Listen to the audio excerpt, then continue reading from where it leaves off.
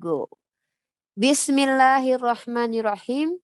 Assalamualaikum warahmatullahi wabarakatuh. Rabbil shrah li sadri wa yassir li amri wahlul 'uqdatam min lisani yafqahu qawli. Bismillahirrahmanirrahim. Rabbana la tuzigh qulubana ba'da idh hadaytana wa hab lana min ladunka rahmah innaka antal wahhab. Alhamdulillahirabbil alamin, atas rahmat Allah kita masih bisa dipertemukan di ruang Zoom yang kita cintai ini. Zoom MCI, sorry, Makassar Mu'alaf Center Indonesia binaan Bang Zulkifli M. Abbas, di mana kita akan menghadirkan eh, ada diskusi, bisa juga berdebat atau apapun kegiatan-kegiatan yang bisa menambahkan wawasan keilmuan dalam ranah iman dan juga bisa saling mensupport satu sama lain, baik dari kita sebagai muslim untuk teman-teman yang baru mualaf ataupun kita sesama muslim untuk saling mengukuhkan keimanan kita dengan cara membentengi berdasarkan keilmuan dengan menjabarkannya di ranah diskusi. Kali ini Masya Allah Bang siapa lagi dan ya kita kenal semua Bang Zulkifli M. Abbas, abang kita, gurunda kita, yang ingin berdiskusi dengan salah satu, saudara kita se-NKRI berbeda keyakinan yaitu Om, saya panggil saja Om ya, dan teman-teman jangan tanya kepada saya kenapa dipanggil Om ya, karena memang beliau adalah laki-laki, kalau perempuan pasti saya panggil tante gitu. Nah, baiklah, regulasi dan sebelumnya tema diskusi kali ini adalah beliau, Om ingin meluruskan, apa menurut beliau yang diusung oleh Bang Zuma tentang Paulus melantik Yesus menjadi Tuhan. Kurang lebih itu yang saya dengarkan tadi, tapi terserah apapun judulnya, yang penting kita berharap mendapatkan edukasi pada malam kali ini dengan diskusi yang kita harapkan, berjalan dengan baik. Dan, saya akan sampaikan regulasinya adalah kurang lebih mungkin 1 jam atau lebih nanti. Open statement 5 menit, saling menanggapi 5 menit, 3 kali putaran dan saling bertanya 3 menit, menjawab 7 menit, sekitar 2 kali atau 3 kali putaran. Dan nanti ditambahkan dengan closing statement dan segala macam ataupun partisipan bertanya. Dan tanpa memperpanjang lagi mukadimah, kita persilahkan kepada kedua narasumber kita untuk menyampaikan apapun yang ingin disampaikan, dan mungkin saya ingin bertanya dulu siapa yang ingin dahulu opening statement-nya di antara kedua narasumber, Bang Zuma atau Om? Om Bro? Mungkin sahabat kita dari Kristen aja, karena beliau yang punya materi untuk menyangga pernyataan-pernyataan saya. Oke, baik. Begini, Karena karena Bro Suma yang mengatakan kepada saya, jadi awal untuk menjelaskan diambil dari mana itu yang disampaikan dulu, baru saya masuk. Saudara Suma dulu. Jadi yang mau dibicarakan itu supaya kita bisa luruskan itu, maksudnya begitu. Oke. Baik. Diterima Bang Zuma? Baik. Oke, kalau begitu silakan Bang Zuma, waktu dan tempat dipersilakan. Go. Ayatnya yang dimaksud itu. Baik. Bismillahirrahmanirrahim. Assalamualaikum warahmatullahi wabarakatuh. Puji syukur kita panjatkan kehadirat Allah Subhanahu wa taala, berkat rahmat hidayah dan juga tuntunan dari Roh Kudus, malaikat Jibril melalui Al-Qur'an, sehingga kita umat Islam di dalam langkah memiliki koridor yang disebut kaidah syariat. Sahabat-sahabat yang dimuliakan oleh Allah, malam ini kita kedatangan tamu ya, salah satu tokoh yang kemudian memiliki kedudukan penting dalam misi kekristenan, mencoba untuk meluruskan apa yang kemudian saya uraikan beberapa saat yang lalu, bahwa berdasarkan pengajaran daripada Paulus di dalam Roma 14 nomor 9, di situ jelas dikatakan bahwa Yesus yang tadinya manusia itu kemudian dikatakan mati dan kembali hidup supaya ia menjadi Tuhan, baik atas orang-orang mati maupun atas orang-orang yang hidup. Kemudian melalui asisten Paulus juga dalam Kisah Para Rasul 2 nomor 36, di situ juga diterangkan dengan nyata bahwa ada seruan kepada orang Israel, meski nanti ini akan bertentangan dengan beberapa data di dalam kitabnya orang Israel itu sendiri. Kisah Para Rasul 2 nomor 36 ya mendoktrin seperti ini. Jadi seluruh kaum Israel harus tahu dengan pasti bahwa Allah telah membuat, telah menjadikan Yesus yang kamu salibkan itu menjadi Tuhan. Nah, apapun nanti pembenaran yang dibangun oleh karena pemaknaan kata Tuhan, yang pasti orang Indonesia kalau bercerita mengenai Tuhan, berarti itu adalah bercerita tentang esensi yang sangat luar biasa yang kemudian dijadikan sebagai sembahan-sembahan orang yang punya agama. Dan juga di dalam Roma 10, Roma 10 ya sahabat-sahabat, di situ sangat terang dikatakan bahwa di nomor 9 ya diterangkan bahwa sebab jika kamu mengaku, ini juga doktrin, sebab jika kamu mengaku dengan mulutmu bahwa Yesus itu adalah Tuhan dan dan kamu percaya dalam hatimu bahwa Allah telah membangkitkan dia di antara orang mati, maka kamu akan diselamatkan. Ya. Lalu kemudian doktrin ini mengakar terhadap munculnya konsep Trinitas itu tadi. Munculnya doktrin daripada Tritunggal, di mana Tuhan memiliki 3 pribadi, namun satu hakikat.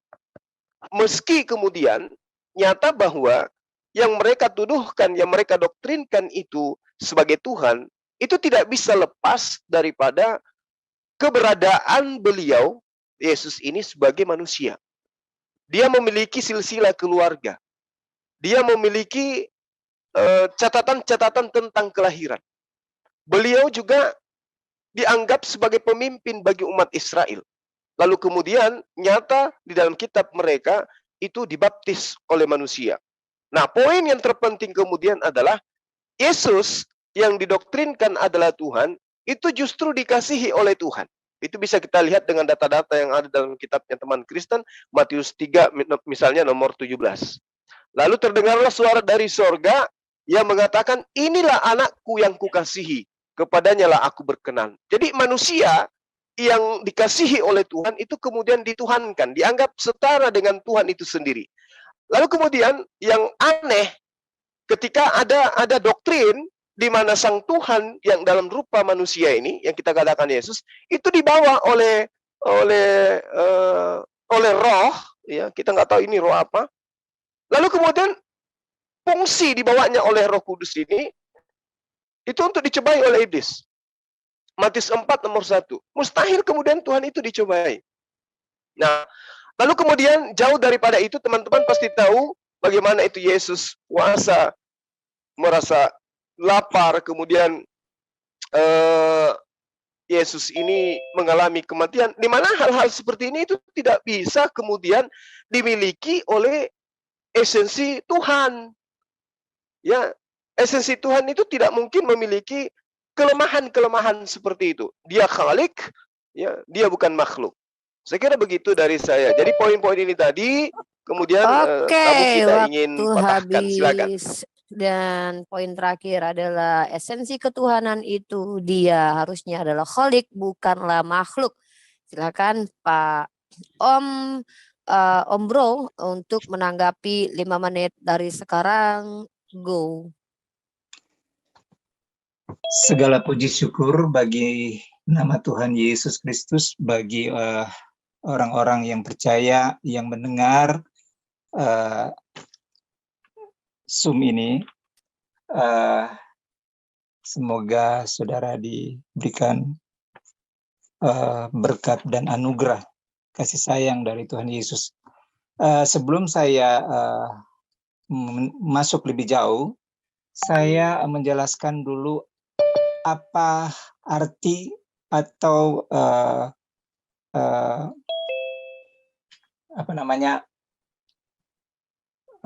kata dari Tuhan itu berdasarkan Alkitab. Bahasa Tuhan itu berdasarkan Alkitab itu ini merupakan iman dari orang-orang Kristen. Kita melihat bahwa kata Tuhan itu diambil dari nama yang disembah oleh bangsa Israel, yaitu Yahweh, YHWH, ya. Jadi YHWH itu adalah huruf mati yang tidak dapat diucapkan. Kenapa YHWH itu hurufnya tidak dapat dibaca? Karena alasannya adalah umat Israel sudah terbiasa memanggil Tuhan Dewa Baal, yaitu Allah, ya, Allah atau ilah lain, seperti yang dicatat dalam Ulangan 5 ayat 7. Jangan ada Allah lain di hadapanku itu. Jadi sebelum Abraham ada, sebutan sesembahan Allah ini sudah dipakai untuk menyembah Baal, dewa, artinya Allah itu sendiri. Makanya turunlah perintah Yahweh atau YHWH kepada Musa di dalam Ulangan 5 ayat 11 atau Keluaran 20 ayat 7.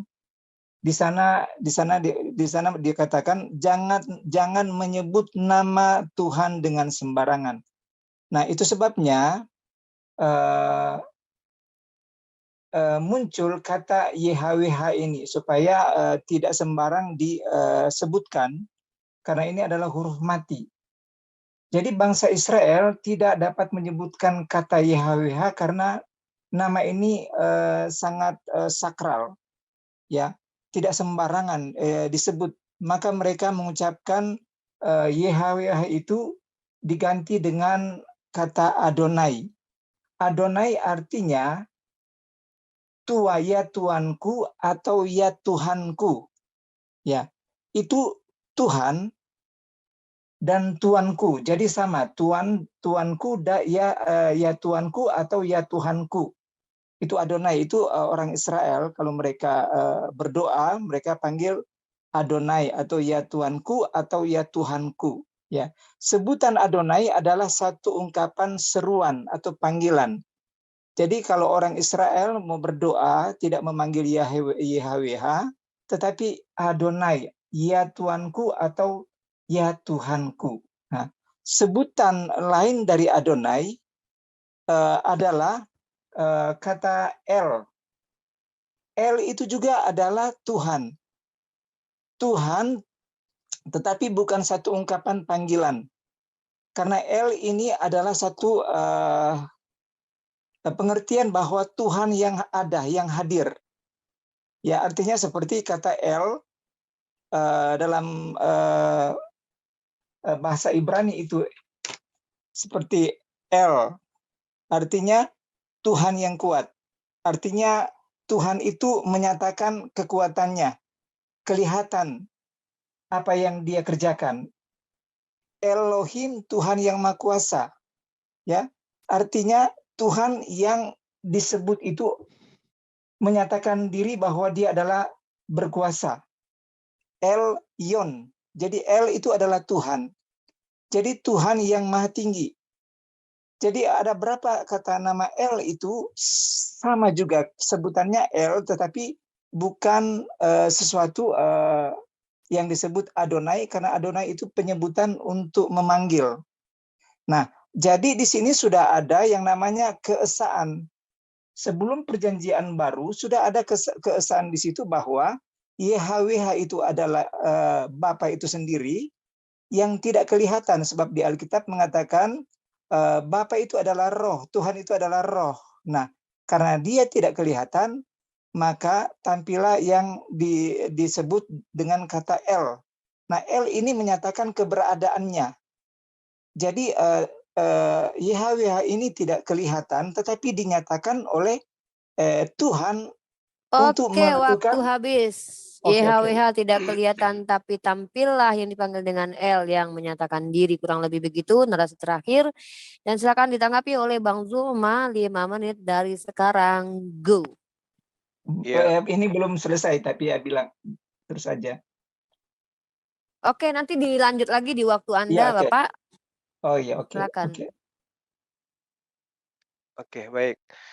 Jadi eh, saya rasa kalau kita bergelut dengan penamaan itu ya, itu saya rasa tema yang berbeda karena konsentrasi kita di sini adalah meruntuhkan ya, meruntuhkan pandangan yang saya katakan bahwa Yesus itu adalah manusia yang kemudian dilantik menjadi Tuhan. Ini yang menjadi poin. Ini yang menjadi poin dialog kita pada malam hari ini, bahwa Tuhan dalam perspektif kita umat beragama ya, khususnya yang ada di Indonesia, Tuhan itu adalah esensi pencipta langit dan bumi. Dialah yang kemudian menciptakan segala sesuatu. Nah, yang rancu di sini muncul kemudian ketika Tuhan ini dikatakan menjelma menjadi manusia. Ini yang menjadi rancu kemudian. Makanya saya katakan bahwa di dalam pemahaman kami umat Islam tentang yang dikatakan Tuhan, itu tidak bisa kemudian diragukan. Kaidah Tuhan di dalam pengajaran para nabi itu bisa dilihat di dalam kitab Ulangan bab 32 di nomor 39.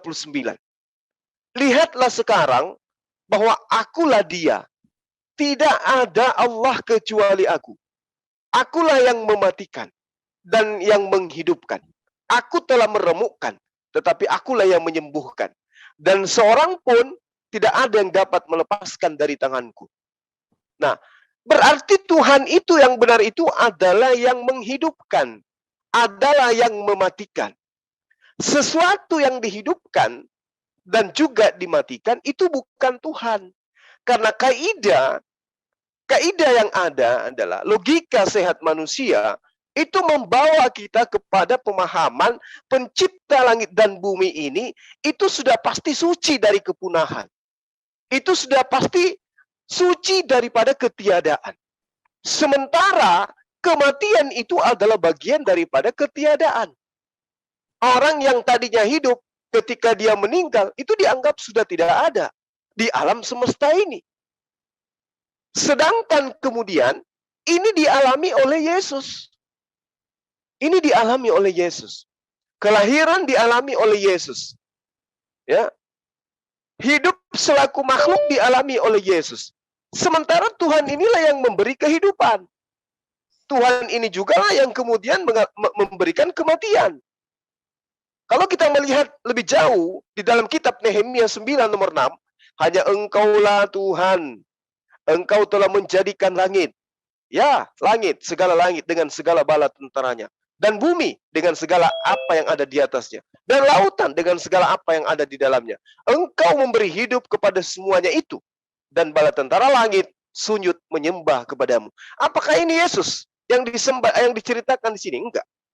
Lalu di dalam Nehemia 9 nomor 6 ini Yesus kedudukannya sebagai apa?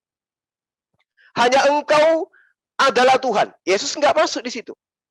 Engkau telah menjadikan langit. Yesus bukan dia. Ya, langit. Segala langit dan segala bala tentaranya. Yesus tidak masuk kategori di situ. Dan bumi dengan segala yang ada di atasnya. Yesus tidak masuk dalam kategori itu. Laut dengan segala yang ada di dalamnya. Yesus pun tidak masuk dalam kategori itu. Engkau memberi hidup. Yesus tidak masuk dalam kategori itu. Nah, lalu kemudian munculnya kekristenan didukung dengan dalil-dalil yang saya bacakan di awal tadi. Manusia tanpa izin dari ibu kandungnya sendiri Maria itu dijadikan menjadi Tuhan. Sebab untuk itulah Yesus telah mati dan hidup kembali supaya dia menjadi Tuhan baik atas orang-orang mati maupun atas orang-orang hidup. Nah, yang perlu dibantah di sini adalah benarkah Yesus itu bukan Tuhan? Benarkah Yesus itu Tuhan? Benarkah Yesus itu bukan manusia? Benarkah Yesus itu manusia? Ini yang perlu dibahas. Untuk kemudian mematahkan argumentasi saya ya, yang mengatakan bahwa manusia Yesus itu bukan Tuhan. Dia menjadi Tuhan kemudian karena adanya pelantikan. Dijadikan dia. Dia dibuat menjadi Tuhan. Oleh siapa? Oleh Paulus. Kenapa saya mengatakan Paulus? Karena surat Roma itu adalah catatan Paulus dan Lukas adalah catatan asisten Paulus. Demikian. Waktu habis. Yesus dilantik oleh Paulus berdasarkan surat Roma yang ditulis oleh Paulus. Silakan, semakin menarik ya, semakin panas. Dan ini dia yang kita tunggu, di mana sesi Om Bro untuk membantah argumentasi dari Bang Zuma. Kita persilakan 5 menit dari sekarang. Go. Jadi saya akan teruskan sebelum kita masuk kepada Yesus itu adalah Tuhan. Sebetulnya kata Tuhan itu sudah ada sebelum perjanjian baru itu. Kita tahu bahwa kata Tuhan itu El itu Tuhan itu artinya yang maha kuasa, itu artinya Tuhan itu adalah sang pencipta yang maha kuasa, yang maha tinggi dan tidak berkesudahan, dan Tuhan yang selalu bersama dengan kita. Nah, itu ada di perjanjian lama. Nah, ketika masuk kepada perjanjian baru, ya. Jadi sebelum perjanjian baru ada, Yesus sudah menyatakan dirinya, tetapi namanya belum pada waktu perjanjian lama. Jadi sebetulnya Yesus pada waktu ada di perjanjian lama itu, dia sudah pernah menyatakan dirinya. Ya, seperti dikatakan di dalam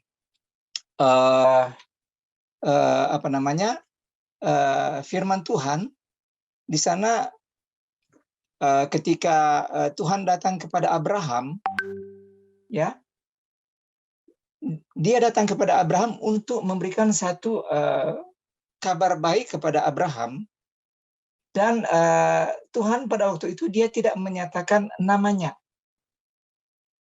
Artinya Yesus yang sebelum dia datang sebagai manusia, dia sudah pernah menyatakan dirinya sebagai penguasa pada waktu itu, ya. Dan kita melihat bahwa di dalam kitab Keluaran di sana mengatakan bahwa Tuhan berkata kepada Musa, "Aku telah menampakkan diri kepada Abraham, Ishak, dan Yakub sebagai Tuhan, tetapi namaku aku belum menyatakannya." Nah, di situ sebetulnya tepat apa yang Yesus pernah katakan, bahwa sebelum Abraham ada, Yesus sudah ada. Nah, tetapi pada waktu itu Yesus belum menyatakan namanya. Nah, itu sebabnya kata Tuhan itu, arti dari Tuhan itu maha kuasa, dan itu dimiliki oleh Yesus. Yesus berkuasa atas langit dan bumi. Yesus membangkitkan orang mati, Yohanes 11 ayat 1. Yesus mengalahkan maut, Wahyu 1 ayat 18, 2 Timotius 1 ayat 10. Ya. Yesus maha suci, ya, karena dia lahir bukan dari pasangan suami istri, tetapi dia datang dari yang maha tinggi, ya, Matius 1 ayat 18. Ya, karena Yesus lahir dari Roh Suci, maka Yesus disebut, ya, Tuhan yang maha kuasa, yang maha suci, ya. Kemudian Yesus berkuasa mengampuni dosa, Lukas 7. Jadi banyak, ya, Yesus berkuasa, maha mengetahui, Matius 9 ayat 4, Lukas 8 ayat 45. Yesus maha esa di dalam Bapa, dan maha esa itu di dalam Bapa dan di dalam Roh. Jadi itu terdapat di dalam Lukas 4 ayat 18. Jadi kita melihat bahwa ketuhanan Yesus itu ketika dia menampakkan kekuasaan dari Bapa itu sendiri, dan nyata bahwa sebetulnya sebelum Yesus datang menjadi manusia, dia memang sudah Tuhan. Tetapi bagaimana orang harus mengenal Bapa itu? Dia harus menyatakan kepada bangsa Israel supaya mereka mengenal Bapa itu. Nah, bagaimana cara untuk supaya mereka mengetahui pekerjaan-pekerjaan dari Bapa, dan itulah yang dikerjakan oleh Yesus. Nah, tetapi wujudnya sebagai manusia, ya bisa dikatakan Tuhan, bisa dikatakan Tuhan. Jadi pengertian arti dari Tuhan itu artinya penguasa. Itu artinya yang maha kuasa. Itu arti dari kata Tuhan.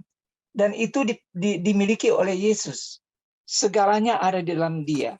Dia Oke, adalah Alfa waktu Omega. Oke, habis. ya silakan. Segalanya ada di dalam dia. Dia adalah Alfa Omega. Itu adalah pembelaan dari Om Bro terhadap argumentasi yang dilancarkan oleh Bang Zuma. Silakan Bang Zuma untuk kalau bisa dipatahkan kembali. Ya, Waktu jadi dan tempat dipersilakan. saya sangat menghargai upaya Bapak kemudian untuk tetap menjadikan Yesus manusia ini menjadi Tuhan. Itu adalah upaya yang memang sejak dari dulu ada kekuatan-kekuatan yang kemudian mengajarkan hal yang sama seperti Bapak malam ini. Hanya saja apesnya karena oknum yang Anda jadikan Tuhan itu tidak mau dijadikan Tuhan. Yohanes 8 nomor 42 misalnya. Kata Yesus, ini bukan kata saya. Kata Yesus kepada mereka, "Jikalau Allah adalah Bapakmu, kamu akan mengasihi aku, sebab aku keluar dan datang dari Allah. Dan aku datang bukan atas kehendakku sendiri." Jadi bagaimana mungkin kemudian Hasem yang maha berkehendak ketika dia datang dalam rupa manusia, ternyata dia tidak maha berkehendak. Karena kedatangannya atas kehendak oknum lain. Artinya, menurut pengakuan Yesus, dia itu bukan dia yang maha berkehendak itu. Tetapi dia hanyalah perantara dari yang maha berkehendak kepada Bani Israel. Yesus berkata, bukan aku yang berkata. Yohanes 8 nomor 42. "Jikalau Allah adalah Bapakmu, kamu akan mengasihi aku, sebab aku keluar dan datang dari Allah. Dan aku datang bukan atas kehendakku sendiri." Lalu atas kehendak siapa? Kehendak Dia yang mengutus aku. Jadi kalau kita mengenyampingkan iman, lalu kemudian mendudukkan akal untuk menelaah pernyataan-pernyataan Yesus, mustahil ada orang yang akan menjerumuskan diri untuk menuhankan kepada sesamanya manusia. Meski manusia itu super. Nah, lagi-lagi, landasan pijakan saya menyatakan itu, kita lihat. Markus 1, nomor 38, nomor 39. "Marilah kita pergi ke tempat lain." Ini kata siapa? Kata Yesus. "Marilah kita pergi ke tempat lain, ke kota-kota yang berdekatan, supaya di sana aku juga memberitakan Injil, karena untuk itu aku datang." Kalau Yesus memberitakan Injil, dan ternyata kedatangannya untuk memberitakan Injil, Injil mana yang menorehkan Yesus mengajarkan nama pencipta langit dan bumi itu adalah Yesus. Yesus tidak pernah menyatakan, ketika dia menyatakan namamu kepada aku memberitakan namamu kepada mereka. Bukan berarti namamu adalah Yesus. Nama Yesus itu adalah nama yang diberikan oleh Yusuf. Nama Yesus itu adalah nama yang dipesankan oleh malaikat. Dan lagi-lagi, hanya orang yang buta, orang yang tuli, dan orang yang bisu yang tidak bisa membaca kebijakan keimanan Yudaism sebagai agama tertua, bahwa dalam konsep ketuhanan mereka tidak ada sekalipun mereka menyebut Hasem dengan sebutan Yesus. Jadi dari mana pola Yesus ini adalah nama Tuhan? YHWH. Aku menyatakan diri kepada Abraham, Ishak, dan Yakub, tapi tentang namaku aku belum menyatakan. Nanti aku nyatakan ketika Maria melahirkan aku. Itu konsepnya dari mana? Itu konsepnya dari mana? Saya hanya mengatakan begini, konsep apapun yang akan diusung kemudian untuk menuhankan anak Maria, yang Maria sendiri tidak pernah menyatakan keikhlasannya darah dagingnya dituhankan, itu akan terbantahkan dengan konsep yang diajarkan Yerusalem, Bani Israel, ahli kitab, sampai hari ini. Yesaya 45 nomor 6. Supaya orang tahu. Jadi kalau orang kudu harus tahu. Dari terbitnya matahari sampai terbenamnya matahari, bahwa tidak ada Tuhan yang lain di luar aku. Akulah Tuhan, tidak ada yang lain. Jadi kalau ada yang kemudian mendoktrin anak Maria yang semata wayang itu, yang lahir tanpa ayah, yang mengakibatkan Maria kena fitnah di Yerusalem kala itu, di tanah Nazaret, di tanah Yudea kala itu. Ya, itu adalah pengajaran yang dibuat-buat, melantik manusia bernama Yesus menjadi Tuhan, menggantikan posisi pencipta langit dan bumi. Sedangkan dia ketika dia datang, justru dia mengajarkan kepada Bani Israel untuk menyembah hanya kepada Allah yang mengutus dia. Waktu habis, sedangkan Yesus mengajarkan untuk menyembah kepada Tuhan, malah dilantik menjadi Tuhan oleh manusia. Dan kita persilakan, ini sudah trip kedua ya, dan nanti trip ketiga masih saling menanggapi 5 menit.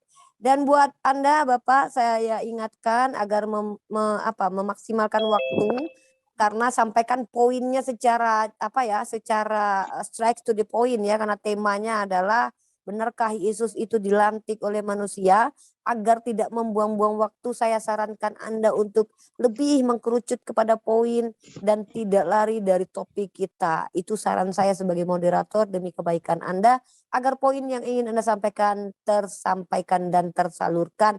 Oke. Dan silakan Bapak Pendeta Bro atau Om Bro untuk melanjutkan diskusi kita 5 menit dari sekarang. Go. Oke, saya langsung saja, karena pertama saya sudah jelaskan tentang arti kata Tuhan. Tuhan itu adalah Maha Kuasa dan itu sudah dipegang oleh Yesus Kristus. Segalanya semua ada di dalam Dia.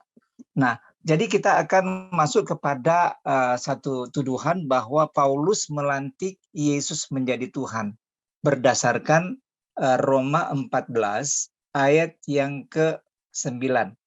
Di sana berbunyi demikian, sebab untuk itulah Kristus telah mati, ya, dan hidup kembali supaya Ia menjadi Tuhan.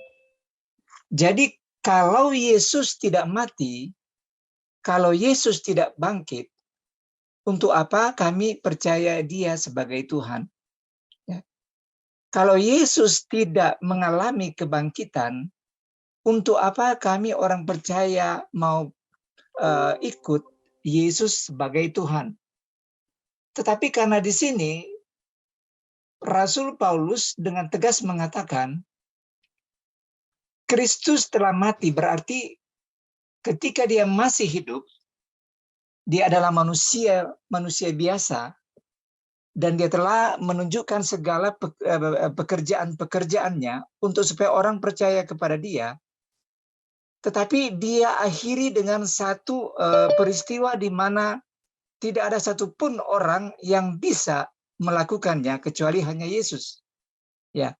Yesus mati dan hidup kembali. Jadi ketika Yesus hidup, maka Yesus telah menjadi Tuhan sesuai apa yang dikatakan oleh Rasul Petrus. Jadi bukan Rasul Paulus yang melantik Yesus adalah Tuhan, tetapi Rasul Petrus juga sudah menyatakan di dalam Kisah Rasul 2 ayat 36, di sana sebelum Paulus menyatakan hal ini, ya,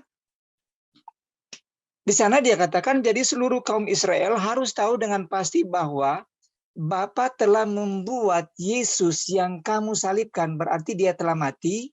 Ya, jadi ada hubungan dengan perkataan Paulus. Jadi Yesus telah mati dan dia hidup. Jadi ketika Yesus disalibkan, dia bangkit dari kematian, maka dia telah menjadi Tuhan dan Kristus. Jadi kalau Yesus tidak mati, berarti jangan sebut dia Tuhan. Kalau Yesus tidak disalibkan dan tidak bangkit, tidak perlu kami menyebut Yesus itu adalah Tuhan. Tetapi karena Yesus telah bangkit, bahkan dia sudah naik ke surga, layaklah kami menyebut Yesus adalah Tuhan. Itu sebabnya saya pernah mengirim video kesaksian seorang Muslim. Dia percaya Yesus karena jawaban doa melalui yang dia minta, ya.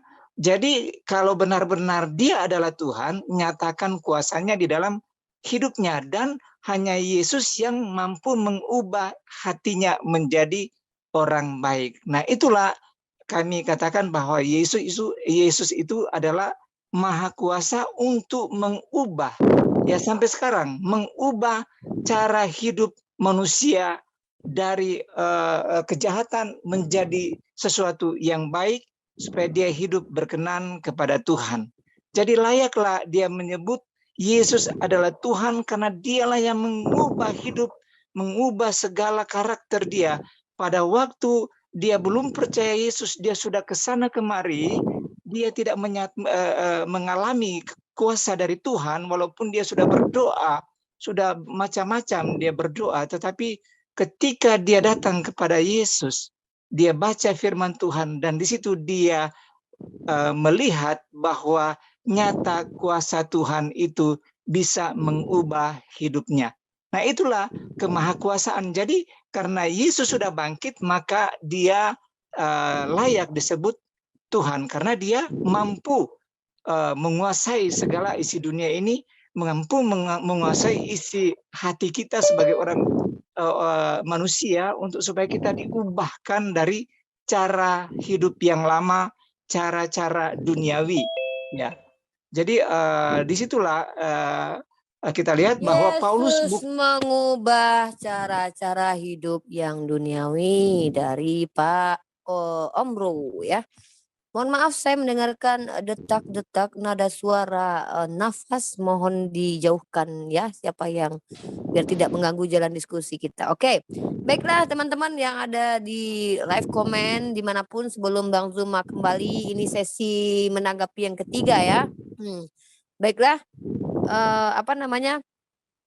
kita akan promosikan dulu beberapa channel umat Islam yang layak untuk di-subscribe. Di antaranya ada channel Alif dan Cak Tahta.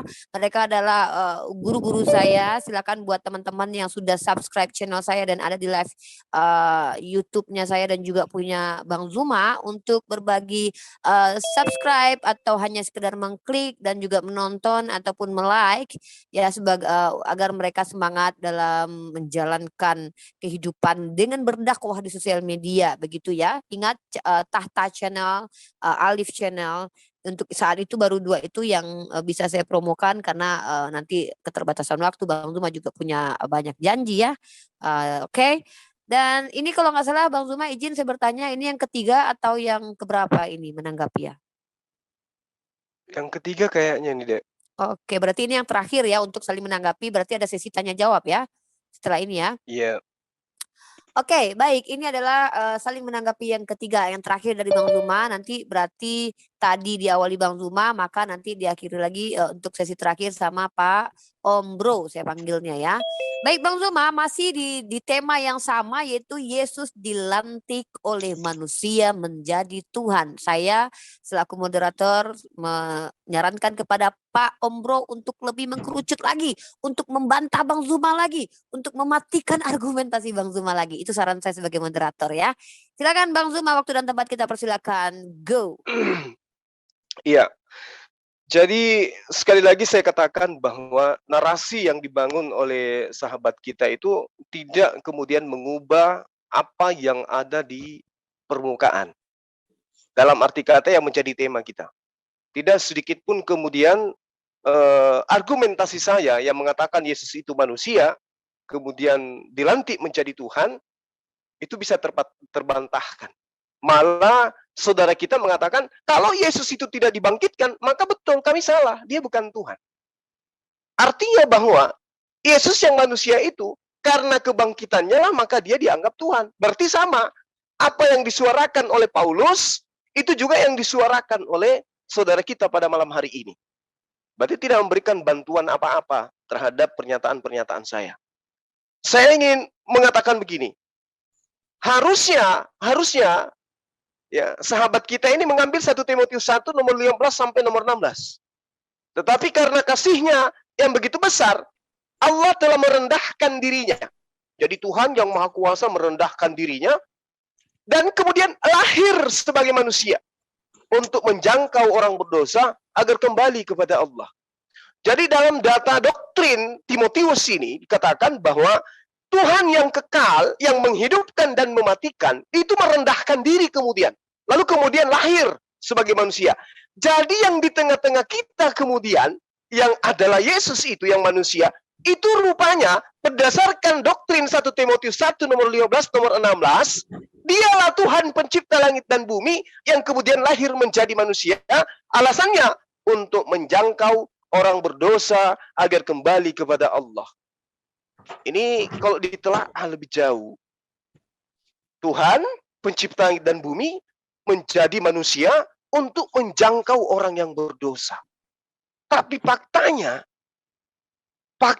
di lapangan, bagi orang-orang yang berpikir nih, faktanya di lapangan, ketika kemudian yang dilantik menjadi Tuhan ini menjadi manusia, untuk menjangkau orang yang berdosa, yang muncul kemudian adalah dosa, dosa, dosa, dosa, dan dosa.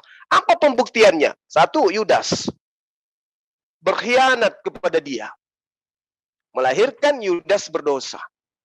Tidak ada jangkauan kepada Yudas.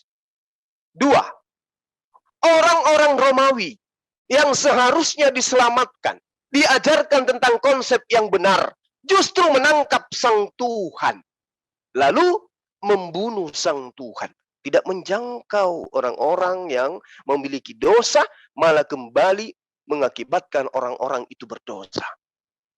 Nah, lalu kemudian 3 miliaran orang jatuh ke dalam lumuran dosa akibat itu. Disebabkan karena apa?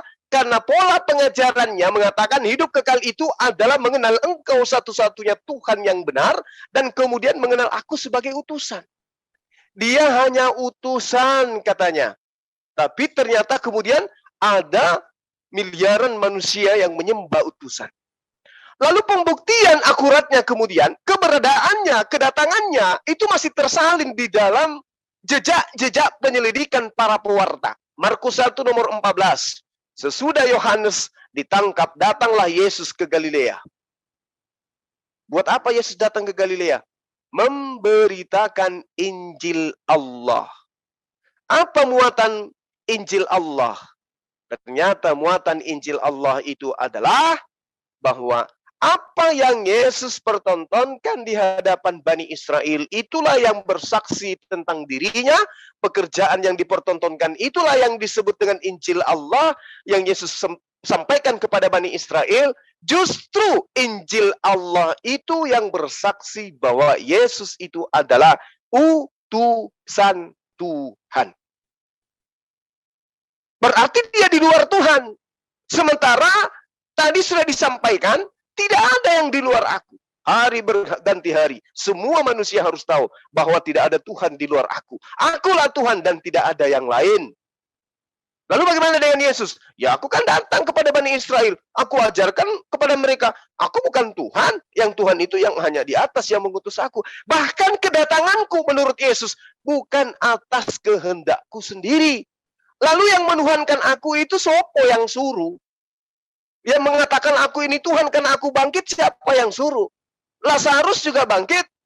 Bukit-bukit apa? Gunung terbelah, kuburan-kuburan terbelah, orang-orang juga pada bangkit, orang kudus. Waktu habis gunung terbelah, bukit terbelah, orang-orang bangkit sama dengan Yesus. Itu dia statement dari Bang Zuma. Dan saya ingatkan kembali sebagai moderator, berusaha untuk menjadi moderator yang adil kepada saudara kita Om Bro, untuk mematahkan. mematahkan argumen Bang Zuma menjadi patah-patah banyak. karena ini sesi terakhir saling menanggapi, karena nanti kita akan masuk kepada sesi bertanya. Inilah kesempatan Anda untuk lebih mematahkan lagi apa yang diusung oleh Bang Zuma, yaitu Yesus dilantik oleh manusia menjadi Tuhan. Silakan Om Bro, waktu dan tempat 5 menit dari sekarang, go. Ya. Jadi Saudara Suma hanya fokus kepada utusan. Yesus hanya sebagai utusan. Tetapi yang sebetulnya inti dari kedatangan Yesus itu bukan hanya sekedar utusan. Kalau dia hanya utusan, untuk apa dia menjadi utusan? Ya. Tapi yang menjadi inti di dalam Injil itu, kedatangan Yesus ke dalam dunia ini, kami orang Kristen tidak terlalu mempersoalkan dia datang sebagai Tuhan atau tidak. Sebab dia datang untuk menyelamatkan. Jadi terlepas dari dia utusan untuk supaya apa? Misi penyelamatan bagi orang-orang yang sudah jatuh ke dalam dosa. Nah, jadi inti di dalam kitab Perjanjian Baru, yaitu apa yang sudah dibaca tadi mengenai aku tidak berbuat apa-apa dan saya hanya utusan. Nah, itu hanya cara Tuhan untuk supaya bagaimana Tuhan mengambil kembali manusia yang sudah jatuh. Nah, cara itulah. Jadi dia harus datang menjadi manusia. Jadi seperti contoh saya kasih perumpamaan, ya. Ada seseorang ya, waktu dia berjalan di hutan, ketika dia sedang istirahat, dia memperhatikan, ini cuma contoh ya, cuma perumpamaan. Ketika orang itu melihat gerombolan semut sedang menuju ke salah satu lubang, tetapi semut-semut itu tidak tahu bahwa lubang itu ada api di dalam, ada ada gas beracun di dalam lubang itu. Kemudian orang ini, si manusia ini dia coba menghalangi. Dia menghalangi semut-semut ini, dia memakai kayu, dia halangi, tetapi semut ini tetap mereka pergi menuju kepada lubang itu. Semakin dihalangi, mereka tetap berjalan di situ. Jadi bagaimana cara supaya semut ini bisa terselamatkan? Maka dia harus berkuasa menjadi semut. Ketika dia menjadi semut, baru dia menyatakan kepada semut-semut itu, "Hei, kamu berhenti. Jangan teruskan perjalanan sebab di depan itu adalah berbahaya." Nah, di situ ada semut-semut yang mendengarkan, ada yang tidak mendengarkan. Mereka tetap menjalankan. Memangnya kamu siapa? Pasti begitu. Tapi mereka tidak tahu bahwa dia yang sudah tahu tujuan semut ini akan menuju kepada kebinasaan. Nah, begitulah dengan Yesus Kristus, dia keluar dari Bapa untuk maksud tujuan untuk menyelamatkan manusia yang sudah jatuh ke dalam dosa, yang sedang menuju kepada satu kebinasaan. Dia datang untuk supaya menyelamatkan. Jadi Bapa itu adalah roh yang tidak bisa mengatakan sesuatu kepada manusia karena manusia tidak mengerti bahasanya Tuhan, bahkan tidak mendengar sekalipun, tapi dia datang dengan suaranya Tuhan sendiri untuk mengatakan, "Akulah jalan, kebenaran, dan hidup. Jadi siapa yang percaya kepadaku dan tidak seorang pun datang kepada Bapa tanpa melalui aku," kata Yesus. Karena apa? Karena dialah yang memiliki hidup. Oleh sebab itu, dia harus mengorbankan dirinya, disalib, dan setelah dia bangkit, maka semua orang berkata Yesus adalah Tuhan. Jadi bukan karena Paulus yang mengangkat dia Tuhan tanpa alasan.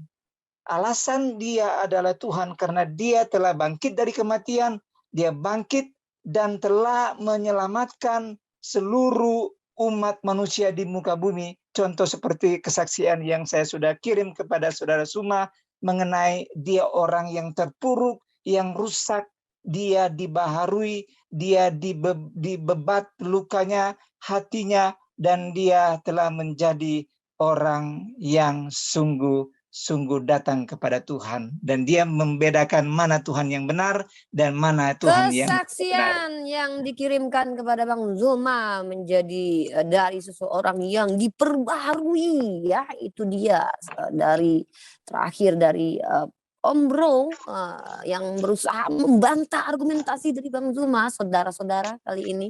Dan sayang sekali sesi tanggapan menanggapi sudah selesai. Ada sesi yang lebih menarik lagi yang semoga, aduh ini luar biasa pasti ya.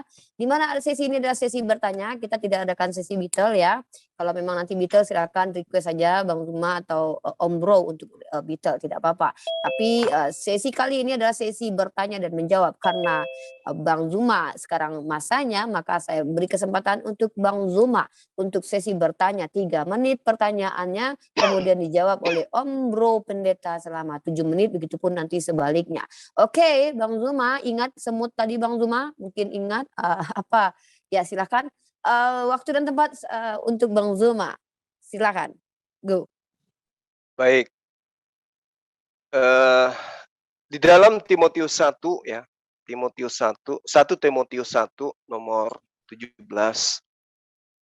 Di situ dikatakan hormat dan kemuliaan sampai selama-lamanya bagi raja segala zaman. Allah yang kekal, yang tidak nampak, yang esa. Amin.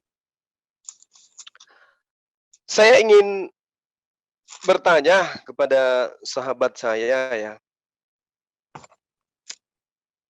Kalau dikatakan Tuhan itu kekal, kekal artinya itu adalah hidup selama-lamanya. Kalau hidup selama-lamanya, berarti tidak pernah mengalami kematian. Sementara poin yang Anda jajakan kemudian adalah manusia Yesus itu menjadi Tuhan kemudian justru karena dia tidak kekal, alias pernah mengalami kematian.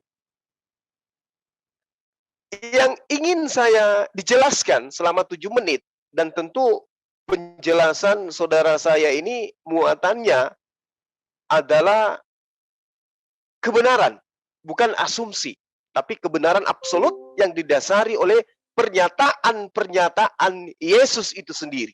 Bahwa dialah pencipta langit dan bumi. Bukan asumsi, bukan iman, bukan doktrin, bukan dogma. Tetapi isi yang bersumber dari pengajaran Yesus itu sendiri. Kenapa? Karena Yesus mengatakan, jika engkau percaya kepadaku, engkau akan melakukan pekerjaan-pekerjaan yang aku lakukan. Jika engkau percaya kepadaku, jika engkau mengasihi aku, maka engkau akan mendengarkan segala perkataanku. Yohanes 14. Nah, mengenai Tuhan yang kekal, Paulus sendiri yang tadi menjadikan Yesus menjadi Tuhan, itu menjelaskan secara nyata bahwa mereka ingin menipu Allah, sesungguhnya mereka hanya tertipu dengan upaya mereka. Allah membalas tipu daya mereka. Di sisi lain dia katakan Yesus Tuhan, di sisi lain dia katakan Yesus itu bukan Tuhan.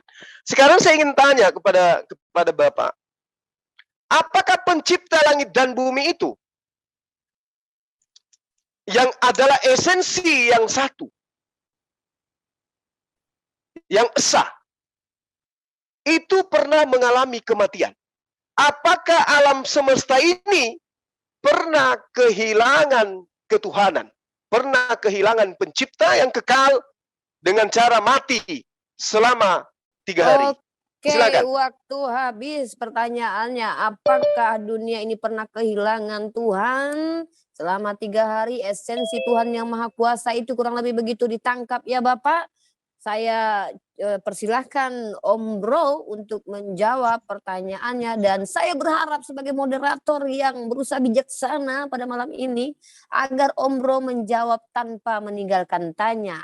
Selesai masalah tanpa masalah. Nah, jadi kalau kita di sini menjawab pertanyaan tanpa menghasilkan pertanyaan baru. Harapan saya begitu. Silakan Om Bro, waktu dan tempat dipersilakan. 7 menit dari sekarang, go. Apakah, saya ulangi lagi, apakah ini pertanyaannya, apakah Sang Oke, saya ulangi Pencipta, lagi, apakah Sang Pencipta alam itu, yang Maha Kuasa itu, maka pernah kita dunia ini pernah kehilangan Tuhan yang esensinya adalah Sang Pencipta itu dalam waktu 3 hari?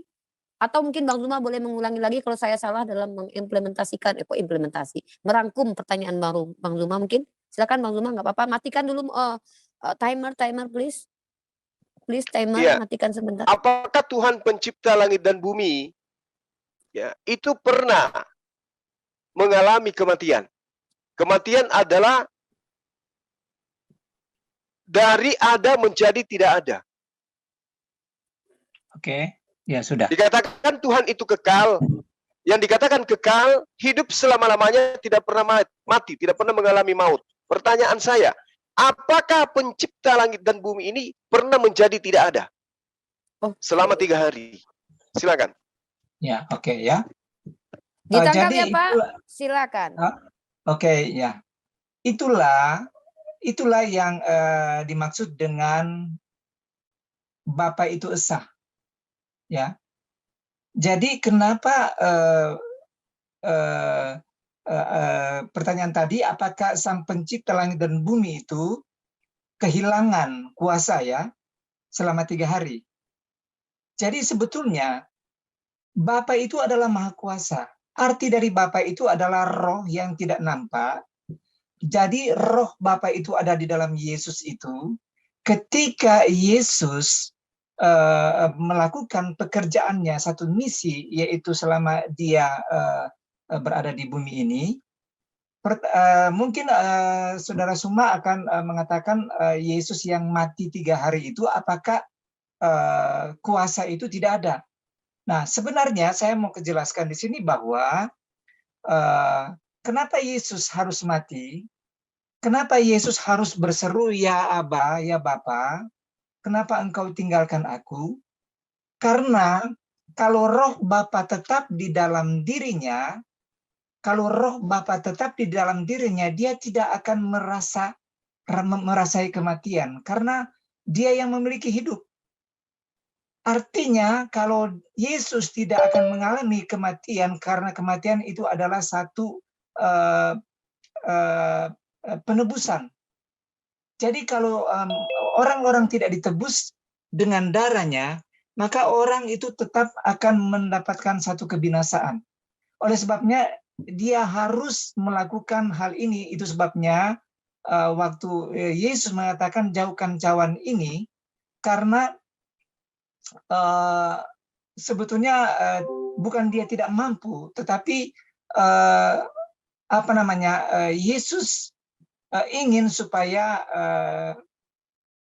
dia terlepas dari peristiwa ini, kematian. Tetapi dia menyatakan bahwa biar kehendakmu yang jadi, karena supaya semua pekerjaannya diselesaikan. Nah, itu sebabnya kalau Yesus karena pencipta itu tidak berkuasa selama 3 hari, pencipta itu tetap ada, yaitu Bapa di dalam Bapa, karena Bapa itu adalah roh. Roh itu yang keluar, roh Bapa itu yang keluar di dalam Yesus itu membuat Yesus harus mati. Jadi kemanusiaan Yesus harus mati supaya dia menyelesaikan penggenapan hukum Taurat. Dia menyelesaikan supaya dia menjadikan satu kerajaan yang baru, yaitu kerajaan Yesus Kristus. Nah, itu sebabnya kalau mau dikatakan apakah Tuhan kehilangan kekuasaan ketika Yesus mati, tidak. Yesus rohnya tetap ada, dagingnya dia mati sebagai manusia, tetapi dia tetap hidup. Ya, dia kembali kepada Bapa karena dia berasal dari Bapa. Cuma jasadnya dia harus rela dikorbankan supaya manusia bisa ditebus oleh darahnya dan mereka diselamatkan oleh kasih karunia Yesus Kristus. Demikian. Masih banyak waktu yang tersisa, 3 menit lewat 20 Ya detik, Bapak. itu jawaban tidak terlalu panjang-panjang banget. Oke, Karena waktunya saya di-stop sudah saja. mau sedikit lagi saya mau istirahat lagi. Oke, thank you. Di-stop saja waktunya, timer please. Di-stop saja, tidak apa-apa. Kita clearkan dan sekarang time-nya untuk bertanya dari Pak Om Bro ya kepada Bang Zuma 3 menit bertanya dan Bang Zuma akan menjawab 7 menit. Silakan Om Bro bertanya pertanyaan yang paling sulit yang pastikan Bang Zuma tak mampu jawab, harapan saya ya. Silakan, saya berusaha menjadi moderator yang sangat bijaksana pada malam kali ini. Silakan Om Bro. Berikan pertanyaan terbaik Anda. Ya, oke. Sebetulnya saya tidak ada pertanyaan karena saya hanya meluruskan. Jadi saya hanya meluruskan apa yang Saudara Zuma katakan bahwa Paulus melantik Yesus menjadi Tuhan. Jadi saya tidak perlu, saya hanya menjawab sebetulnya. Jadi paling kalau tidak mau bertanya, Bapak mungkin bisa bertanya kenapa Anda mengatakan tuduhan-tuduhan itu terhadap Paulus atau terhadap Yesus, kan gitu Pak? Nah, oh kan begitu. Nah, Iya. ya itu kan sudah dinyatakan tadi kan sudah diungkapkan semua. Jadi Bapak saya sudah pasrah kali Pak malam ini Pak. Ya. Bapak kok Bagaimana? pasrah kali malam ini? Enggak, maaf, Enggak, Bapak agak pasrah gitu. Terdengar pasrah tapi tak rela. Bukan begitu. Inti saya hanya menjelaskan bahwa Paulus tidak melantik Yesus sebagai Tuhan itu. Jadi saya bukan Tapi maaf saya potong, kita Bang Zuma masih punya hak waktu 7 menit yang akan beliau pergunakan untuk apapun boleh, buat nyanyi 7 ya, album juga boleh, silakan. menjelaskan apapun boleh, kita serahkan kepada Bang Zuma demi keadilan Ya, kita. silakan. Saya Ya. berusaha menjadi moderator yang adil, oke? Silakan Bang Zuma, 7 menit milik Bang Zuma, silakan dimanfaatkan sesuka hati Bang Zuma. 7 menit dari sekarang. Baik. Iya. Jadi gini Pak, dikatakan di dalam 1 Timotius, ya, 1 Timotius 1, di situ jelas diterangkan bahwa tetapi karena kasihnya yang begitu besar, Allah telah merendahkan dirinya. Jadi Allah ini yang merendahkan dirinya. Allah itu kan cuma satu. Nah Allah ini merendahkan dirinya. Setelah merendahkan dirinya apa? Lahir sebagai manusia. Berarti Allah yang tadi itu sudah lahir menjadi manusia. Tujuannya untuk menjangkau orang berdosa agar kembali kepada Allah. Nah, konsep ini kemudian yang dipegang oleh teman-teman Kristen di dalam doktrin dan dogma sehingga mereka harus terlahir kembali menjadi orang yang suci. Karena meniru cara Tuhan yang kemudian yang datang merendahkan dirinya lahir sebagai manusia. Di samping dalil yang saya katakan, di dalam Filipi 2 nomor 8 juga diterangkan begini. Dan dalam keadaannya sebagai manusia, siapa yang dimaksud ini? Tuhan pencipta langit dan bumi, Pak. Dialah Allah, pencipta langit dan bumi itu. Lalu kemudian di dalam konsep agama Anda, melalui doktrin Paulus, pencipta langit dan bumi itu pernah dalam keadaan sebagai manusia, sehingga dia dikatakan merendahkan dirinya dan taat sampai mati. Jadi Tuhan pencipta langit dan bumi itu pernah datang sebagai manusia, lalu kemudian taat sampai mati, bahkan sampai mati di atas tiang salib. Maka muncul pertanyaan saya tadi.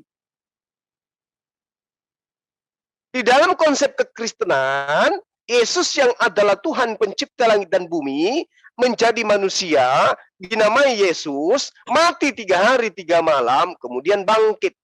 Pertanyaan saya tadi, apakah alam semesta ini itu pernah kehilangan Tuhan. Karena Tuhan dalam keadaannya sebagai manusia, dia mati.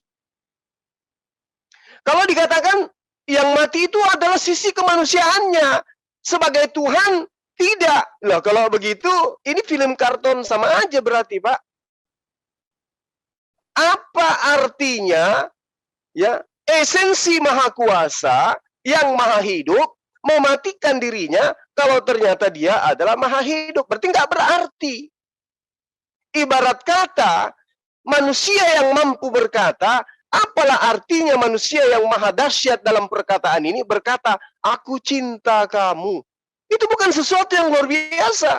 Tapi yang luar biasa itu ketika kambing yang berbicara, aku cinta kamu. Itu baru luar biasa. Jadi kalau Tuhan kemudian yang memiliki hidup, menjadi manusia, lalu kemudian mati, lalu kemudian bangkit, lalu kemudian itu luar biasa? Enggak ada luar biasanya. Lawang dia yang memiliki segala sesuatunya. Oleh karena itulah kemudian Tuhan tidak mungkin melakukan sesuatu yang sifatnya sia-sia.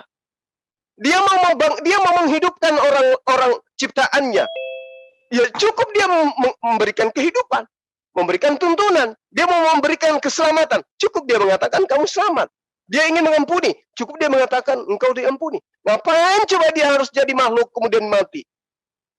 Nah, inilah yang menjadi pertanyaan saya.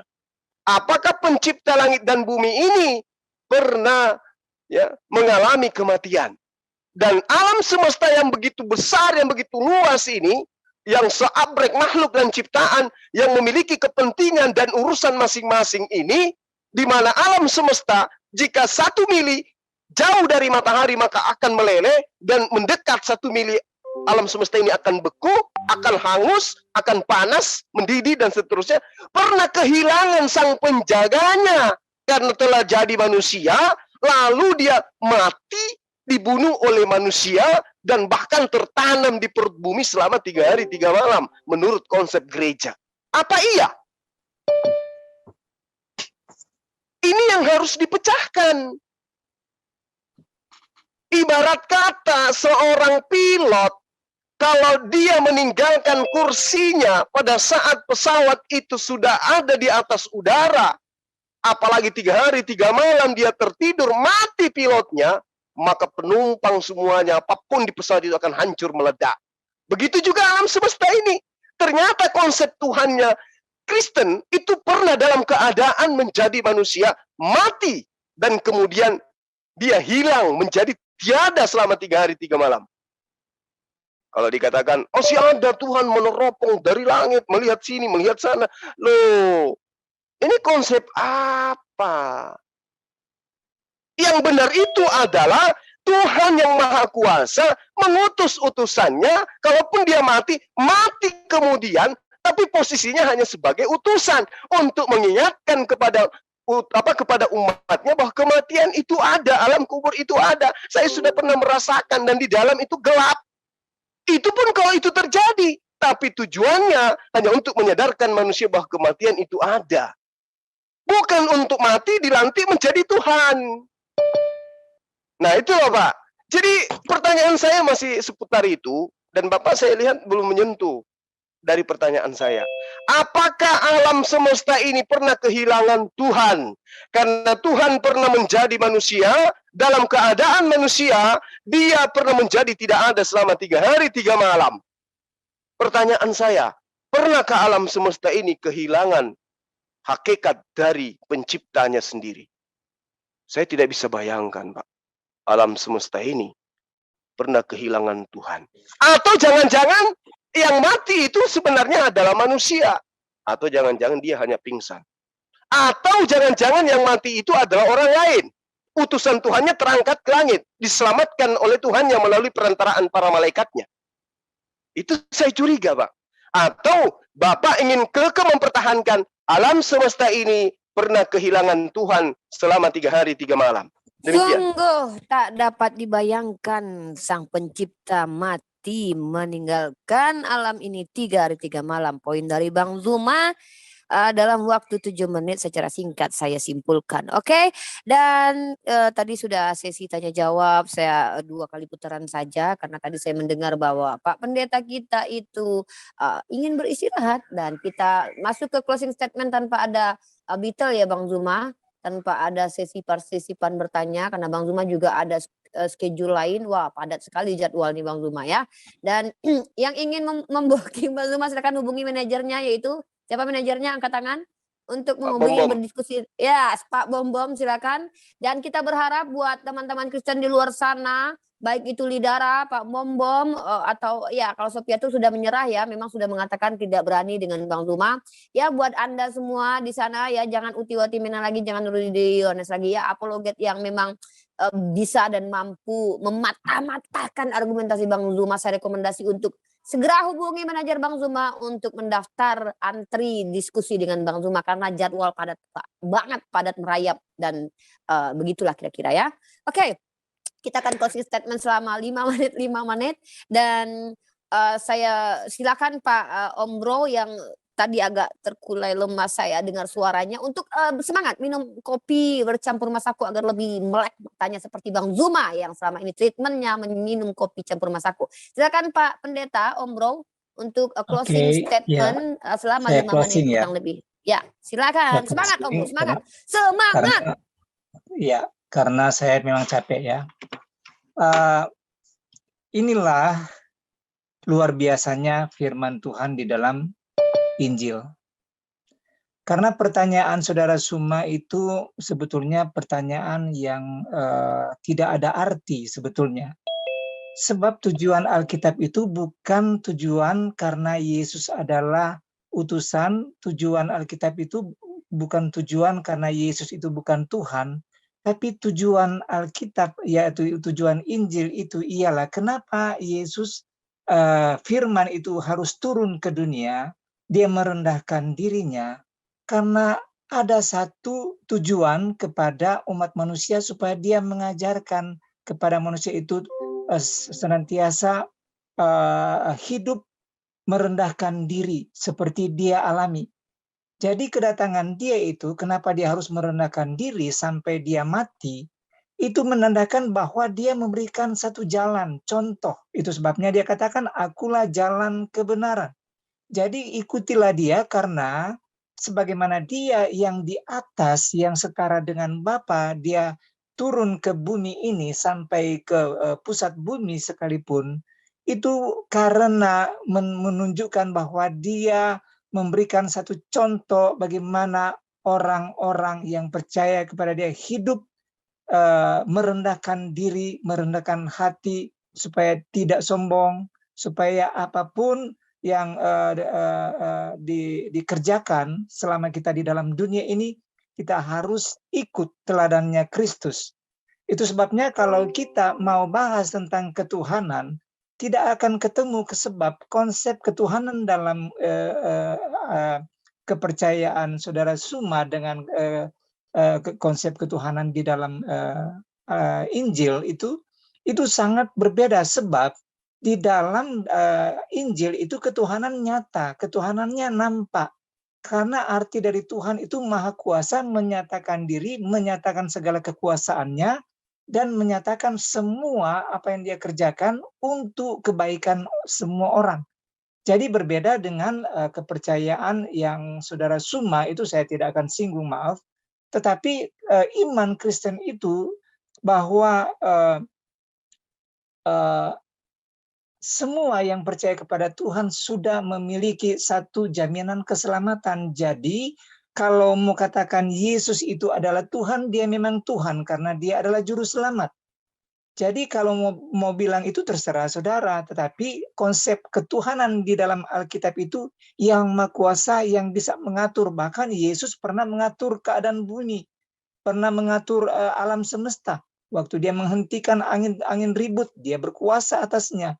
Tetapi kami tidak selalu mengambil itu sebagai patokan bahwa dia adalah Tuhan. Tapi seluruh umat percaya mengakui dia Yesus adalah Tuhan karena kenyataan dan satu di mana kami mengalami satu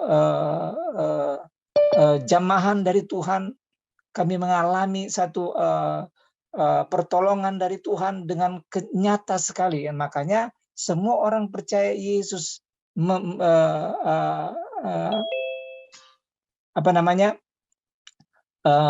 mengakui bahwa Yesus Tuhan dan bukan Yesus yang mengatakan dia adalah Tuhan, sebab sudah keluar dari nubuatan. Sebab di dalam nubuatan orang yang menyebut Yesus Tuhan, bukan dia sendiri. Jadi kalau mengatakan bahwa kenapa Yesus itu harus direndahkan diri, siapa yang itu sebetulnya saudara semua harus tahu bahwa itu hanya salah satu cara Tuhan untuk datang ke dunia untuk memperlihatkan keberadaannya, bagaimana dia sudah menderita. Jadi orang-orang juga orang percaya harus menderita seperti Kristus, ya. Itu yang diajarkannya. Jadi itu Alkitab itu sangat luar biasa, bisa mengubah cara hidup orang-orang yang ada di dalam dunia ini. Ya, itu banyak yang dialami oleh orang-orang di luar sana, yang banyak teman-teman saya, banyak semua orang-orang yang dulunya tidak mengenal Kristus, telah mengenal Yesus, mereka diubah seluruh hidup mereka dan mereka menyatakan bahwa benar Yesus adalah Tuhan. Karena nyata kuasanya tidak pernah berubah, dulu, sekarang, sampai selama-lamanya. Jadi itulah keimanan Yesus tidak pernah berubah, kuasanya dulu, sekarang, dan selama-lamanya. Poin dari Pak Bro, ya, closing statementnya. Oke, ini dia closing statement dari Pak Bro, dan kita sebelum mendengarkan closing statement dari Bang Zuma, kembali lagi saya ajak teman-teman saudara-saudara yang ingin meramaikan channelnya Ustadz Tahta, Ustadz Alif, dan channel-channel muslim lainnya. Silakan di subscriber ya. Dan mudah-mudahan dapat pahala atau dapat gelas minimal ya. Dan mungkin silakan juga buat teman-teman yang ingin berdonasi. Maaf. Oke. Ya, Pak. Saya mau live dulu ya. Izinkan Bang Zuma closing statement dulu, Pak, biar kita saling menghormati dan menghargai. Mungkin mana tahu ada sesuatu yang mengilhami Bapak tadi ketika Bang Zuma closing statement. Saya hanya ingin mengajak teman-teman berdonasi untuk semakin mempercepat pembangunan Masjid Nur Maulidah, di mana situ sudah ada nomor telepon yang silakan dikirim ya. Dan juga jangan lupa pesan rendang saya sudah buka dari kemarin, kok nggak ada juga ini yang pesan di mana ini. Oke, baiklah, kita kasih statement terakhir buat Bang Zuma. Waktu dan tempat kita persilakan. Gimana dong? Silakan Bang Zuma. Baik, pertama saya mengucapkan banyak terima kasih atas upaya-upaya yang saudara kita uraikan demi untuk melanggengkan ajaran menuhankan manusia Yesus. Itu kita hargai karena itu adalah iman. Nah, saya hanya ingin menutup dialog kita ini bahwa pada umumnya teman-teman Kristen ketika ditanyai tentang apakah alam semesta ini pernah kehilangan Tuhan, pasti akan berkelit jika dituntut kemudian untuk menjelaskan kebenaran doktrin ketuhanan, ya, yang menurut saya konsep ketuhanan yang membingungkan, ya. Maka oleh karena itulah kemudian setiap kali kita berdialog tentang ketuhanan Yesus yang adalah manusia itu, pasti teman-teman dari kubu Kristen itu akan memilih untuk secepatnya lompat indah agar bisa langsung klaim bahwa Yesus itu adalah Tuhan tanpa bisa memberikan alasan yang bisa diterima oleh akal berdasarkan dalil. Nah, inilah yang saya katakan adalah konsep error, doktrin yang tidak rasional. Jadi begini, Yesus itu adalah orang Yahudi yang sejak kanak-kanak sudah dikenal patuh pada tradisi keagamaan dan hukum-hukum yang berlaku dalam kalangan orang Yahudi itu sendiri. Tanpa sedikit pun adanya indikasi bahwa setelah dewasa nanti, Yesus memiliki misi atau bermaksud untuk meninggalkan apa yang ia tanamkan di dalam dirinya bersama dengan kaumnya. Karena itulah kemudian, tentu saja Yesus sangat paham bahwa iman seorang Yahudi yang juga menjadi sebuah konsep dalam ajarannya di mana dia senantiasa selalu masuk ke dalam dalam rumah ibadah orang Yahudi, sinagog, untuk kemudian membicarakan tentang perjanjian lama, tentang Alkitab, tentang kitab Taurat dan juga kitab Zabur, Mazmur. Lalu kemudian konsep ini tidak pernah dia tanamkan kepada orang Yahudi bahwa Tuhan itu menjelma menjadi manusia. Itu tidak pernah. Itu malah terbalik. Yesus mengatakan Tuhan itu tak nampak, Tuhan itu tidak bisa terlihat, Tuhan itu kemudian mustahil menjadi makhluk. Nah, lalu kemudian ketika kita ditanya, apakah Yesus diharapkan oleh orang-orang Yahudi, ya, dia sebagai Tuhan? Atau kita ditanya, apakah Tuhan yang orang Yahudi itu diharapkan dan dimohonkan oleh orang-orang Yahudi di dalam ibadahnya agar datang dalam rupa manusia? Tentu tidak. Kalau orang-orang Yahudi paham betul bahwa Tuhan pencipta langit dan bumi itu bukan makhluk. Lalu kemudian gagasan Yesus itu adalah Tuhan, seperti yang saya katakan tadi. Doktrin dan lantikan yang diajarkan oleh Paulus kepada orang-orang Romawi kemudian itu adalah adopsi yang memang sudah mendarah daging terhadap mereka orang Romawi Yunani, bahwa dewa-dewa mereka itu acap kali datang dalam rupa manusia untuk menyelamatkan manusia.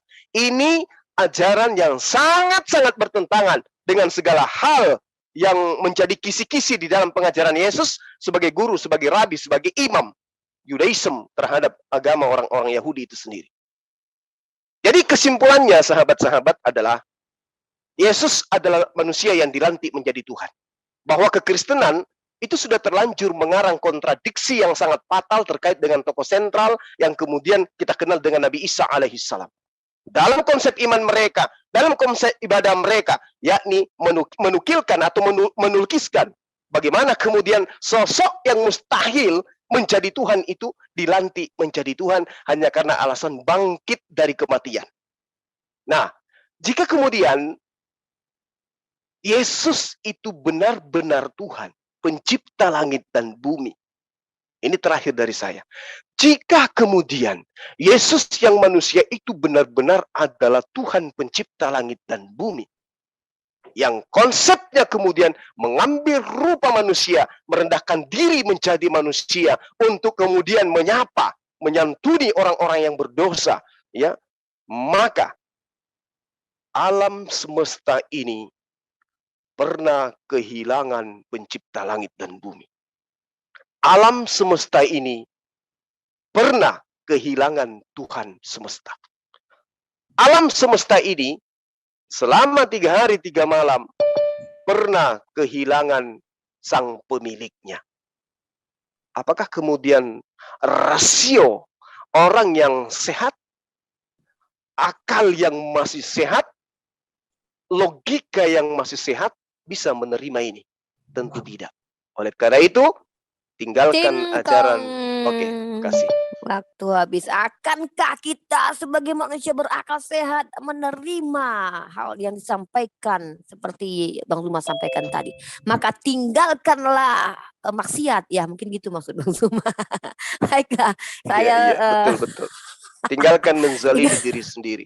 Yes, tinggalkanlah menzalimi diri sendiri. Baik, sisi kita kurang lebih 1 jam bersama dengan Pak Ombro, di mana Bang Zuma di sini menyampaikan argumentasinya lebih ya 1 jam lebih, dan Om Bro berusaha untuk mematah-matahkan argumentasi dari Bang Zuma, tapi kita serahkan kepada pemirsa di luar sana, baik di alam nyata dan di alam roh yang melihat bagaimanakah, apakah berhasil Om Bro mematahkan argumentasi Bang Zuma, kembali kepada kita masing-masing. Oke, dan saya selaku moderator akan membacakan sebuah ayat yang luar biasa ya. Di dalam kitab suci Al-Quranul Karim. Bismillahirrahmanirrahim. Allahu la ilaha illa huwal hayyul qayyum la ta'khuzuhu sinatun wa la naum lahu ma fis samawati wa ma fil ard man dzalladzi yashfa'u indahu illa biiznih ya'lamu ma baina aydihim wa ma khalfahum wa la yuhituna bi syai'in min ilmihi illa bima yasha wasi'a kursiyyuhus samawati wal ard wa la ya'uduhu hifzuhuma wa huwal aliyyul azim. Artinya adalah Allah tidak ada Tuhan selain Dia yang maha hidup, yang terus-menerus mengurus makhluknya, tidak mengantuk dan tidak tidur. Miliknya apa yang ada di langit dan apa yang ada di bumi. Tidak ada yang dapat memberi syafaat di sisinya tanpa izinnya. Dia mengetahui apa yang di hadapan mereka dan apa yang di belakang mereka. Dan mereka tidak mengetahui sesuatu apapun tentang ilmunya, melainkan apa yang Dia kehendaki.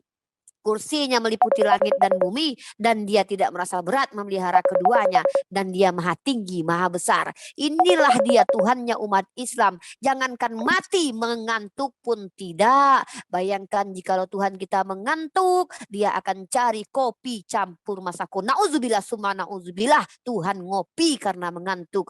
Nauzubillah. Ya Allah, lindungi kami dari penghinaan seperti itu. Oke, baiklah, semoga saudara-saudara ikhwani fisabilillah yang ada di live-nya Bang Zuma, live-nya Unirifa, live dimanapun berada, channel manapun yang saya tidak bisa sebutkan satu-satu karena banyak sekali ya. Ada Yans Media Channel, ada Reddit, pengamat debat, kemudian banyak sekali channel. Dan jangan lupa Ikhlas Dunia Akhirat juga ada channel, banyak sekali, ada Andro Media Channel dan banyak sekali. Dan jangan lupa untuk mensupport channel-channel muslim, diantaranya saya fokus untuk 2 channel muslim dulu ya, bergantian. Mudah-mudahan kita kembali untuk angkat channel teman-teman muslim kita. Jangan lupa subscribe Sok Blacker, channelnya Ustadz Tahta channel dengan channelnya Ustadz Alif channel, channelnya Naja Media Channel. Mereka adalah ulama-ulama kita yang insya Allah akan mempertahankan akidah umat Islam dengan menjawab semua syubhat dan support mereka dalam dakwah mereka. Semoga bermanfaat dan mereka semangat untuk menyampaikan apa itu risalah yang disampaikan kepada Nabi kita, sampai kepada ulama kita, lalu sampai kepada kami di sini dengan cara diskusi. Salah satu metode mencari ilmu dan membagikan ilmu. Oke, saya selaku moderator pasti banyak salah. Dari tadi air ludah sudah banyak ini muncrat kemana-mana. Mohon maaf kalau ada kata-kata yang salah, kata-kata yang tidak patut, tidak pantas selaku moderator. Ya wajarlah, saya manusia, bukan Tuhan yang menjadi penebus buat teman-teman semua. Mungkin itu saja dari saya. Ada lagi Bang Zuma yang ingin disampaikan, mungkin informasi apa gitu, Nur Maulida, bagaimana perkembangannya dan segala macam? Iya, terima kasih Adinda Rifa. Saya hanya ingin mengatakan bahwa besok itu ada yang kita live-kan bersyahadat, ya, siaran langsung Allahu dari Akbar. markas MMCI Makassar ya. Masya Allah.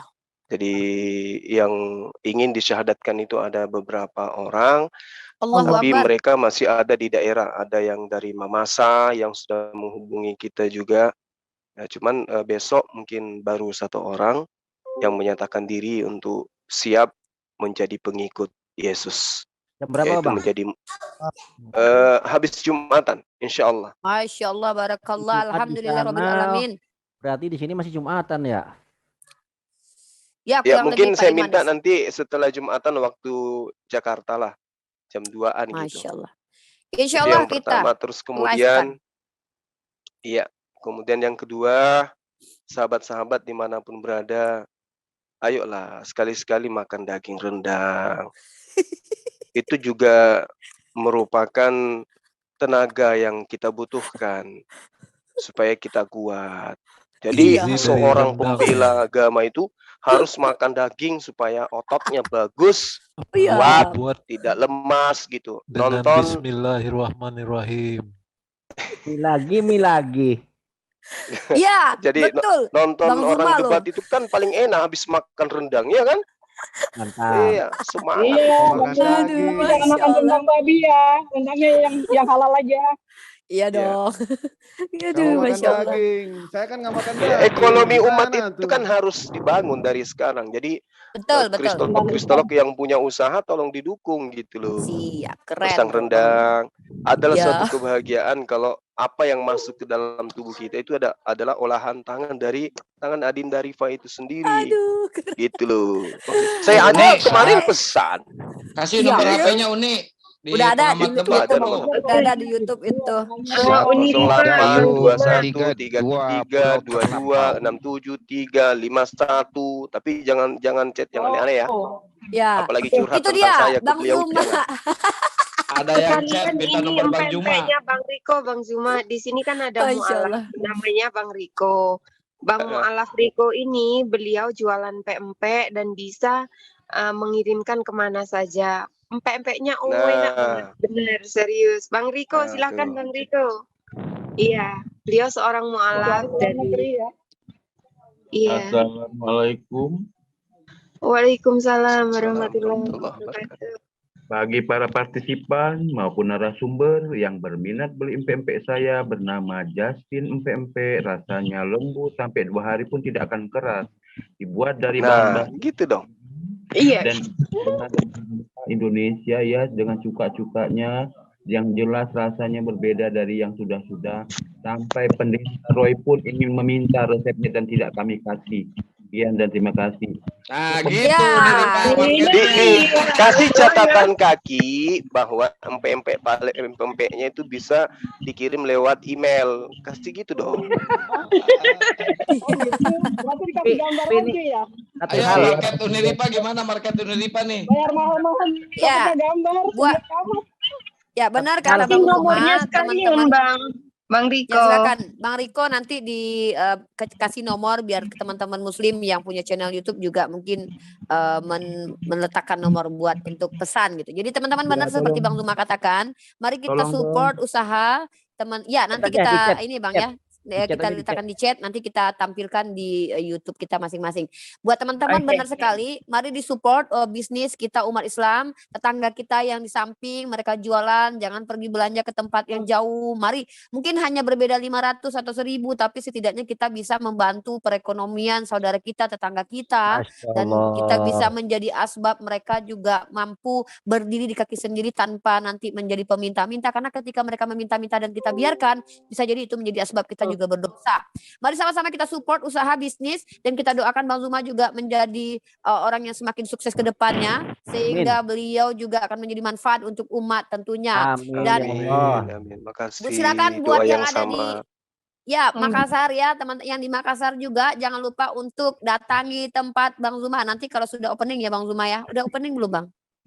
Belum.